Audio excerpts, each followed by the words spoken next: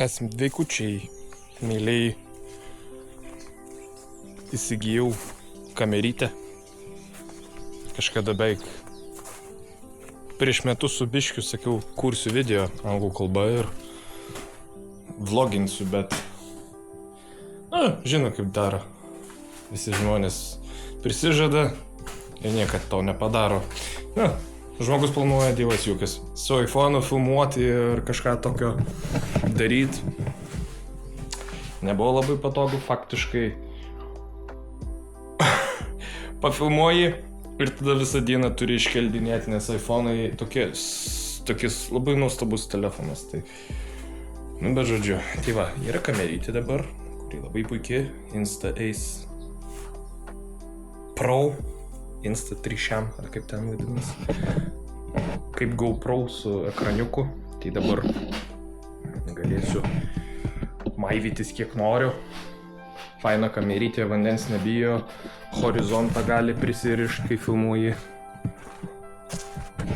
Galima užsidėti ant krūtinės, ant galvos. Pavyzdžiui, turi šalmą, prisuki laikiklį, užsidėti šalmą ir prisidėti kamerą ir gali taip filmuoti. Tai jo, gal biškai per ryškus čia apšvietimas pas mane, bet svarbu su šitą kamerą galima padaryti, kad nebliksėtų vaizdas, nes kai su telefonu filmavau, tai pastovi mirgėjo ir buvo negražu ir nefain. Tai ką aš čia norėjau jums parodyti, tai pasimaivyti, kad aš turiu būdą kaip filmuoti. Negarantuoju, kad pastovi filmuosiu, kai dirbu, nes bijau, kad kamera gali perkaist, nes pavyzdžiui, krūtinė čia pas mane įkaista nuo darbo. Šitą kamerą daugiau 40 laipsnių, gal geriau nerizikuoti. Ką norėjau parodyti? Šitą savo daiktą. Anglų kalba vlogė yra apie jį, bet kas yra mano planuose, jį reikia tvarkyti, nes jis mane užkniso. Jis geras daiktas, bet 59 metų varžtai sukioti plaktuku, kaip senų gerų sovietmečių.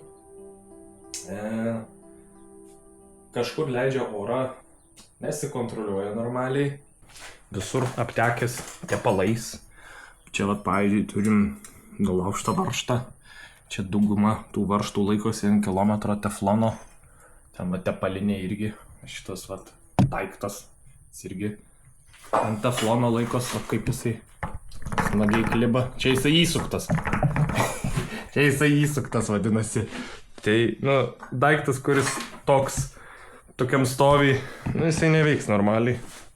Tai ką aš planuoju daryti, tai visą šitą berdeką likviduot, tada truputį viską išsivalyti, pasiruošti darbui, pasižiūrėti, kuriuos varžtus reikia tvarkyti, persiriekti, sutvarkyti, veržles visą kitą, tepalinę sutvarkyti,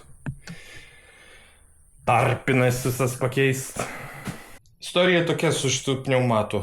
Aš, kai jį pirkau, aš nebuvau nuvažiavęs jo normaliai išsimatuot. Aš radau internete tokioj fainoj knygoj Kolchoznai Kuznets šito pneumato brėžinius ir buvo brėžiniai pamatui. Ir aš galvau, tai viskas atitiks.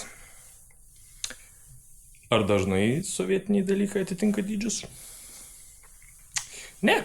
Tai, žodžiu, padariau pamatą pagal tą brėžinį. O šitas pamatas, šitas bezbožnai didelis dalykas, kuris yra bezbožnai per didelis. Ir dabar labai nepatogu. Jau 5 metai aš čia dirbu su juo taip pakankamai normaliai pratau, bet tikrai nėra taip patogu, nes įprastai tas pedalas būna grindų lygmenį. Čia va, o kaip aš čia dirbu, tai aš turiu čia koją užsikelt, čia žodžiu, taip va, pasilenkt labai arti, kaip ir va taip atsiremtant kojos, kaip ir patogu, bet jeigu reikia su dviejom rankom kažką daryti, tai tada nesąmonė. Tai planas yra šito pamato dalį pjauti ir ardyti ir išdaužt lauk maždaug nuo čia iki ten. Ir bus labai purvinas dalykas, nes aš kaip betonavau šitą pamatą. Aš jį pridėjau akmenų, senų dviračių detalių, ten visokių plūgų, visa kita ir taip toliau ir panašiai, tai bus smagu ardyti. Bet jau išardžius bus biškai patogiau dirbti. Ir kitas dalykas, Šitas kelmas pagal brėžinį žemiau šito eina tipo 50 comų. Pagal brėžinį. Bet šitas kelmas realiai yra trumpesnis negu kaip turėjo pagal brėžinį būti. Ir jisai stovi ant maždaug 22 cm medienos pado iš ąžuolo ir ten visokio kitokio brudo. Ir jis, man atrodo, susėdo kreivai. Ką tai reiškia? Tai, kad kalamieji paviršiai nėra lygus. Dabar tie kalamieji paviršiai, pavyzdžiui, šitą babkę, aš ją dabar nusivežiau, man ją lygiai nufrezavo su jos dugnu. Tai bent jau pagal vieną dalyką galiu lygiuoti. Gulšiuko ant šito negaliu dėti, nes jisai visas kreivas šlyvas, negražus paviršius, kreivas šlyva. Pneumatas sėdi su gulšiuku labai fainai gražiai, daugmaž, ten milimetro paklaida poros, tai čia nieko baisaus. Ir kadangi šitie paviršiai nėra lygus, aš kai kalu, man metalą vienoj pusėje labiau spaudžia, kitoj mažiau spaudžia. Ir kad gaunas, kad man kala bananą. O bananai ne visą laiką yra pageidaujami. Bananų balių mes čia nenorim. Įprastai ką daro su pneumatais, tik kad nuima tik apatinę babkę, viršutinę babkę, jos nufrezuoja, įdeda viskas ok. Bet jeigu labai gerai įsižiūrėsit, čia viskas yra nafik privirinta. Ir aš negaliu jo išimti. Ta prasme, aš galiu išimti visą cilindrą, kuris sveria 50 kg ir taip esu daręs su draugu. Ištraukiam, ant staklių dėjom, zulinom, bet tai nepadėjo. Vis tiek tai buvo darbas iš akies, jis nebuvo tvarkingas, jis nebuvo gražus. Įprastai, kai kurie pneumatai, kurie yra vientisos konstrukcijos, su kelmu integruotų prie aparato, ten viskas lygu gražu. O čia, kadangi dedasi į tą skylę, dedasi ant tų, tai jau nėra lygu. Tai principe nuskilo, kad gulšiukas šitaip va, yra faktiškai beveik tobulai lygiai, bet šitaip padėjus, čia yra labai nelygiai. Ir realiai reikia kelt kokius 3 mm. Atrodo šūdas tie 3 mm, bet kai reikia viską nuzulinti lygiai gražiai, 3 mm yra daug. Tai va, tai planas yra koks. Vėlgi, nudaužysim tą pamatą.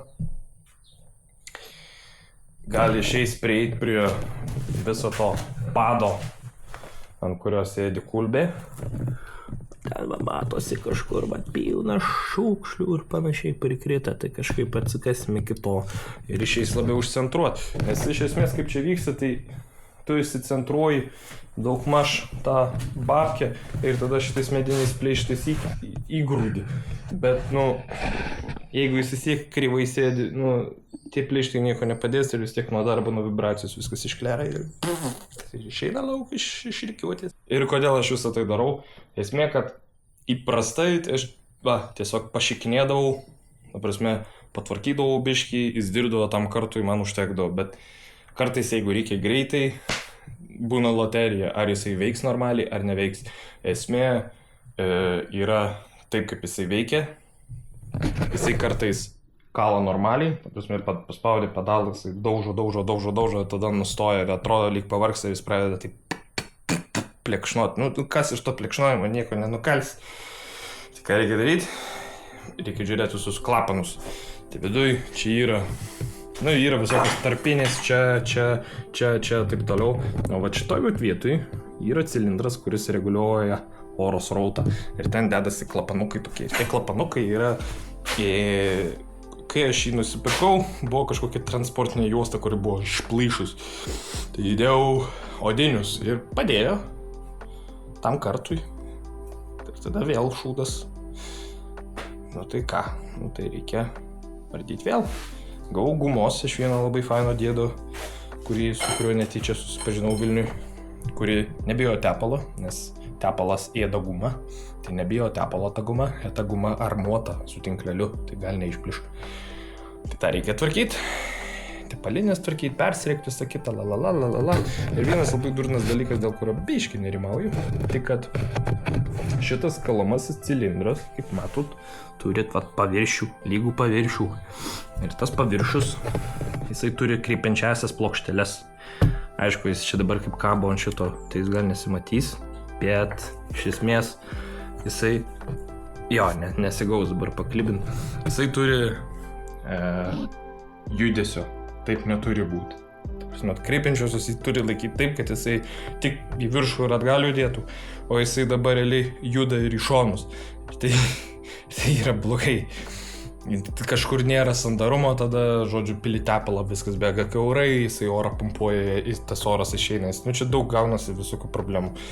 Ir kadangi jau man atsibodo, kai daiktas, kurį turėjai, kuris tau tikrai padeda užsidirbti duoną ant stalo, užnisa, kad jis normaliai nedirba. Tai va, gerai, jungiu timelapsą, pagreitintą vaizdą vadinamai ir pradedu tvarkytis ir pradedu ruoštis tvarkymui.